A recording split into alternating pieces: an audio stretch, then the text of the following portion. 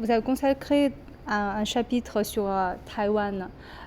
Pour le moment, il y a beaucoup de choses qui se passent autour de Taïwan. Et vous avez terminé la partie en écrivant que, je cite, la Corse aurait pu être Taïwan. Et je ne suis pas loin, mais ici en France, les journalistes n'en tirent pas les mêmes conclusions. Et vous avez fait une comparaison entre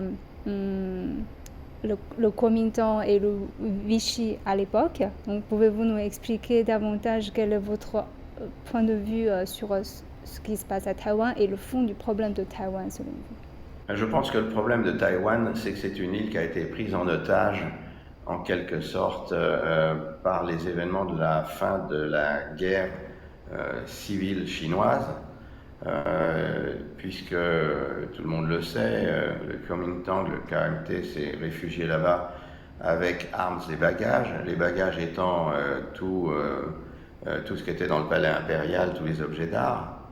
Et puis, ils se sont mis sous le giron américain et ils n'en sont jamais sortis. Donc, quelle est la liberté? On nous parle de démocratie à Taïwan, ça me fait sourire parce que je connais très bien le système. C'est une démocratie payante, en quelque sorte.